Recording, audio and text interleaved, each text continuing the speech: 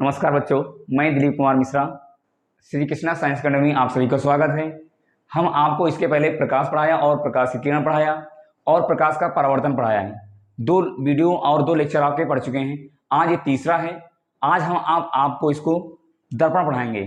Mirror, दर्पण क्या होता है, दर्पण कितने प्रकार के होते हैं, आप इसको कैसे जानेंगे। देखिए, दर्पण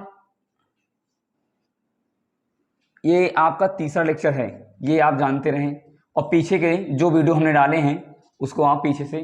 तो दर्पण देखिए कैसा होता है। दर्पण ये है गोली दर्पण। क्या है? गोली दर्पण। गोली दर्पण बच्चों, दर्पण 2 प्रकार के हो सकते हैं जिसका परावर्तक पृष्ठ, गोली दर्पण ऐसे गोल होता है। देखिए बच्चों, गोल होता है। ये एक गोल है, ये पूरा गोल है। ये अंदर की ओर या तो धंसा रहेगा या बाहर की ओर उभरा हुआ रहेगा। इसमें क्या हो सकता है, 2 कंडीशनें होंगी दर्पण में। पहला कंडीशन ये है कि ये तो अंदर की ओर धंसा रहेगा या तो बाहर की ओर रहेगा। वो क्या हो जाएगा? आपका गोली दर्पण हो जाएगा। अब इसमें दर्पण 2 प्रकार के होते हैं। कितने प्रकार के? 2 प्रकार के होते हैं, जिसका नाम आप जानते होंगे, अवतल दर्पण। अवतल दर्पण। एक होता है उत्तल दर्पण, नंबर दूसरा है उत्तल दर्पण। उत्तल दर्पण, ये 2 प्रकार के दर्पण होते हैं। अब आप इसमें कैसे जानेंगे कि ये गोली दर्पण है और गोली दर्पण, उसके बाद फिर अवतल दर्पण और उत्तल दर्पण है जानेंगे। आप इसमें देख लीजिए दोनों में अंतर क्या है, हल्का से एकदम थोड़ा सा डिफरेंस है। ये एक गोली दर्पण है। ये गोली दर्पण में ये पूरा गोल होता है, लेकिन उसका हम एक काटेंगे भाग, इसका एक कटा हुआ भाग, ये जैसे इतना मैंने पूरा लिखा, इसका आधा काटा और इसमें अवतल दर्पण लिया। और अवतल दर्पण में पालिश हमेशा कहां लगी रहती है बच्चों? बाहर की ओर। ये पालिश कहें या कलई कहें, ये बाहर की ओर लगा रहता है इसमें। ये है बच्चा अवतल दर्पण। कौन सा दर्पण है? अवतल दर्पण। अवतल दर्पण क्या काम करता है? अवतल दर्पण जो आती हुई किरणें हैं, मैंने इसके पहले आपको पढ़ाया था आपतित किरण, परावर्तित किरण, ये सही बताया था। उसी में देखिए ये जो किरण आ रही है, इसका नाम है आपतित किरण। क्या नाम है? आपतित किरण। और यही एक दर्पण से टकराकर सीधा वापस लौट आ रही है। क्या हो रही है? लौट आ रही है। अब इसमें देखिए जो ये हमने ऐसे से खींचा है, ये क्या है? ये है पालिश, जिसको कहते हैं कलई। क्या कहते हैं बच्चों? कलई। क्या कहते हैं? कलई। अब ये जो हमने ये घुमा दिया, ये घुमाया हुआ भाग क्या है? इसको कहते हैं परावर्तक पृष्ठ। क्या कहते हैं? परावर्तक पृष्ठ। अब बच्चों परावर्तक पृष्ठ काहे कहते हैं? मैंने आपको इसके पहले प्रकाश पढ़ाया था। प्रकाश में बताया था कि प्रकाश होता है पारदर्शी माध्यम गुजरता है। अब बताइए, जब ये आगे लगा रहेगा तो क्या इसकी लाइट आगे जा पाएगी? नहीं जा पाएगी ना। तो इसीलिए देखिए ये परावर्तक एक पृष्ठ है, मतलब इसमें टकराया, लाइट टकराई और टकराने के बाद क्या हो गई? लौट रही। क्या हो गई? लौट रही। जब इसमें से प्रकाश की लाइट लौट रही है तो जाने के बाद लौट रही। और अवतल दर्पण में बच्चों एक बात ये है, जितनी किरणें होती हैं ये जाकर दर्पण से या परावर्तक पृष्ठ से टकराती हैं और टकराने के बाद फिर लौट आती हैं। मतलब इसका एक ये सबसे बड़ा कॉन्सेप्ट है कि ये प्रकाश को सिकोड़ता है। क्या करता है? सिकोड़ता है। जैसे आप देखे होंगे एक बस या ट्रक के बगल में एक शीशा लगा रहता है, उसमें आपको बड़ी भारी पीछे से गाड़ी आती हुई दिखाई देती है, लेकिन उसी शीशे में छोटी सी गाड़ी आपको दिखाई देती है। मतलब बड़ी वस्तु को क्या करता है? छोटा कर देता है। वो कौन सा दर्पण रहता है? अवतल दर्पण। कौन सा रहता है? अवतल दर्पण। बच्चों ये कहां कहां लगा रहता है आप दिखाइए, बता रहे हैं आपको। जैसे कहां कहां लगा रहता है, जैसे टार्च में बच्चों, कहां पे? टार्च में। और सर्च लाइट में। किसमें? सर्च लाइट में। उसके बाद हमने बताया क्या, जो आगे दर्पण के आगे वाला भाग रहता है, जिसको कहते हैं अग्रभाग। अग्रभाग किसका? वाहन का। वाहन का अग्रभाग में जो लगा रहता है शीशा, वो कौन सा दर्पण लगा रहता है? अवतल दर्पण। अब बच्चों ये है आपका अवतल दर्पण। ये हमेशा देखिए इसमें आप क्या है, ये वाला पॉइंट कोई जानता बच्चों? देखिए इस पॉइंट का नाम है ध्रुव। क्या नाम है इसका? नाम ध्रुव। अभी आगे बताएंगे हम ये ध्रुव क्यों कहा गया, किस लिए इसको कहा गया। अब इसमें आप पहचानेंगे, हमेशा आप ये बात को याद रख लेना, इसमें नोटिस कर लेना कि ये अवतल दर्पण में पालिश बाहर की ओर लगी रहती है और ये कहाँ रहता है, ये देखो धंसा रहता है। आप बता सकते हैं धंसा कहाँ रहता है, ये बताइए कहाँ? ये देखिए अंदर की ओर धंसा रहता है। ये देखिए ये पूरा फूला है ऐसे, ये अंदर की ओर धंसा है, तो मतलब अवतल दर्पण क्या है, अंदर की ओर धंसा रहेगा, पालिश बाहर की ओर लगी रहेगी और जितनी किरणें आएंगी उसको क्या करता है, सिकोड़ता है। ये बच्चों क्या है आपका अवतल दर्पण। अब बच्चों आइए किसमें, उत्तल दर्पण में। ये कौन सा है, उत्तल दर्पण। इसकी बात सुनिए, उत्तल दर्पण क्या करता है, इसमें भी मैंने एक परावर्तक पृष्ठ लिया, इसको कहते हैं आप गोली दर्पण। इसमें बच्चों पालिश कहाँ लगी रहती है, अंदर की ओर। कहाँ लगी रहती है बच्चों, अंदर की ओर। इसको आप कैसे जानेंगे बच्चों, देखिए ये एक मैंने सीधी लाइन खींचा और इसमें जितने में पालिश लगी है, इस अभी बच्चों हम बताएंगे जो लाइन खींचा ये लाइन क्या है, इस लाइन को भी बताएंगे। ये लाइन जो है इसका नाम कहते हैं दर्पण का द्वारक, दर्पण का द्वारक। अब बच्चों इसमें देखिए ये एक परावर्तक पृष्ठ है, ये वाला क्या है, परावर्तक पृष्ठ है। क्या है, परावर्तक पृष्ठ।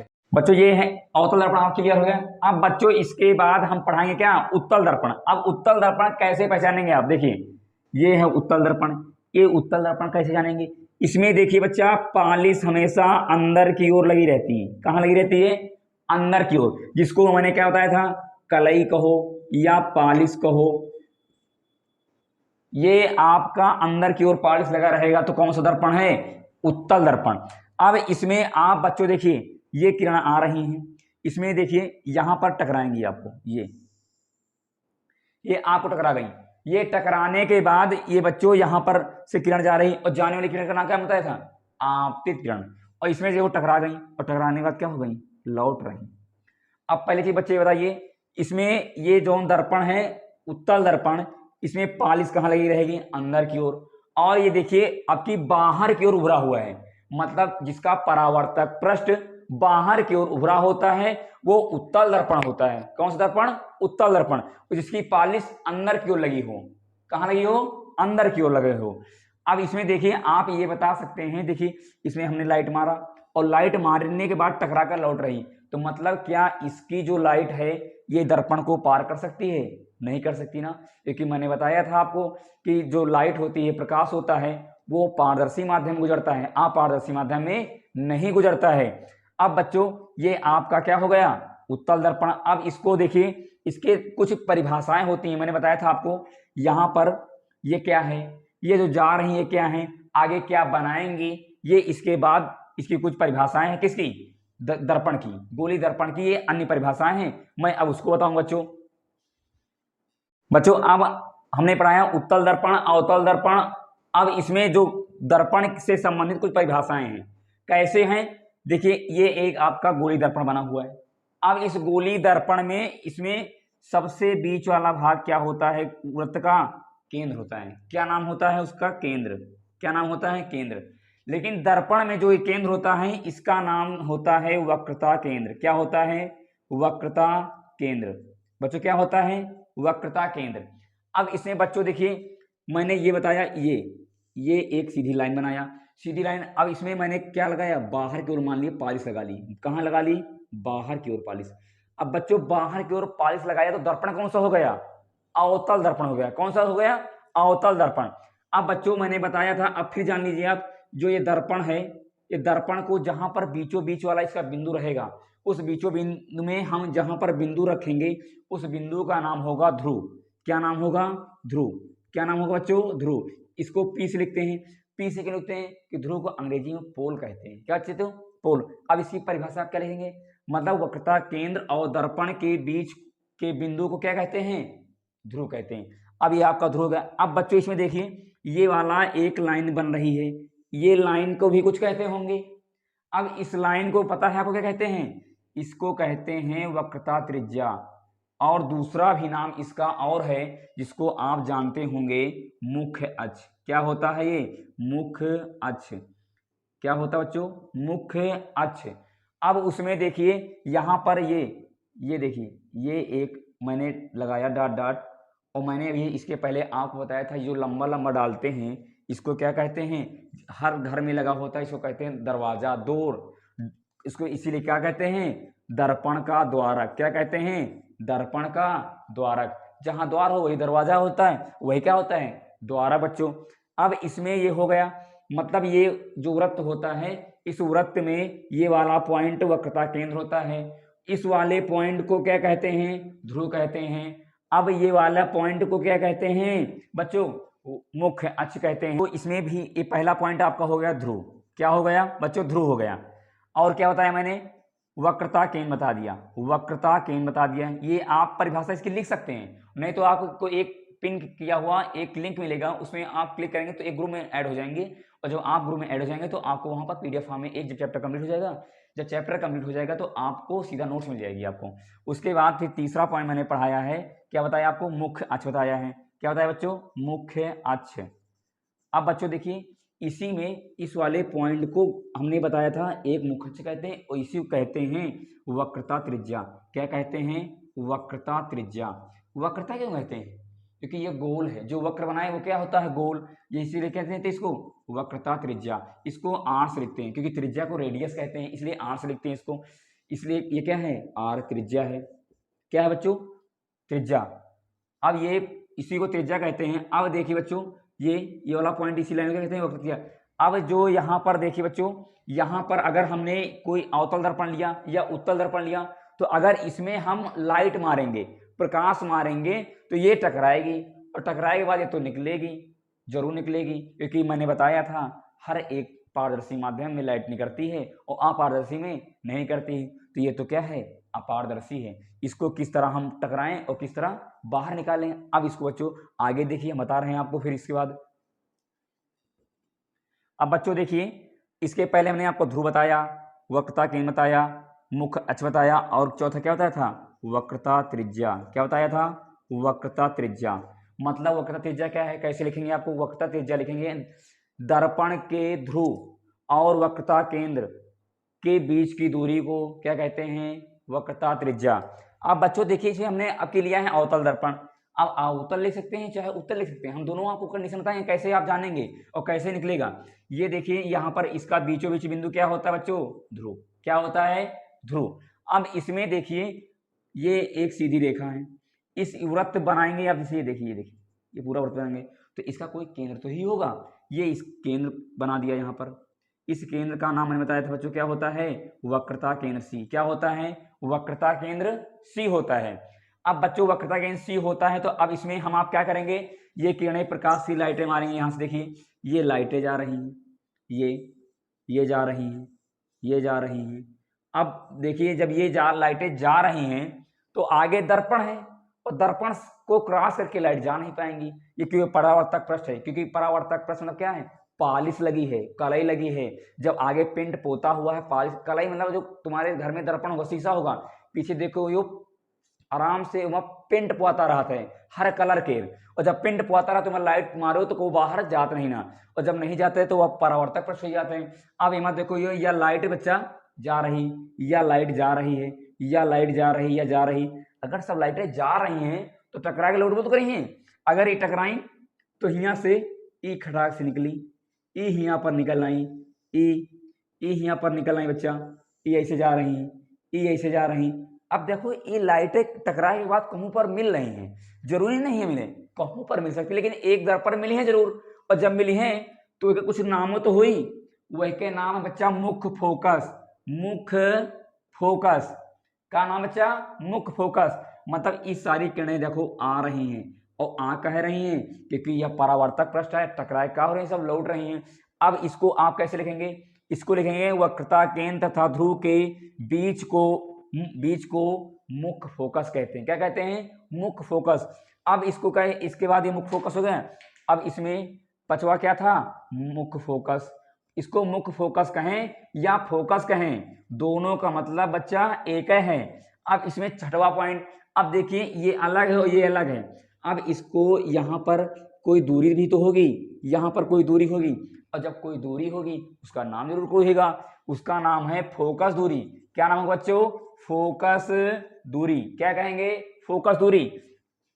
और फोकस दूरी को स्मॉल एफ से लिखते हैं और मुख्य फोकस को क्या लिखते हैं? कैपिटल एफ से। अब इसको कैसे लिखेंगे? मुख्य फोकस और ध्रुव के बीच की दूरी को फोकस दूरी कहते हैं। क्या कहेंगे? फोकस दूरी कहेंगे बच्चों। अब इसमें फोकस दूरी और वक्रता केंद्र में और वक्रता त्रिज्या इतना देखिए, ध्रुव पढ़ा, वक्रता केंद्र पढ़ा और मुख्य अक्ष पढ़ा, वक्रता त्रिज्या और फोकस दूरी और मुख्य फोकस पढ़ा आपने। इसमें आप थोड़ा सा कंफ्यूज जानते कहां होंगे? मैंने बताया था वक्रता त्रिज्या और फोकस दूरी। वक्रता त्रिज्या मैंने इसको आपको बताया था, यहां पे देखिए, यहां पे ये पूरी वक्रता त्रिज्या है। क्या है?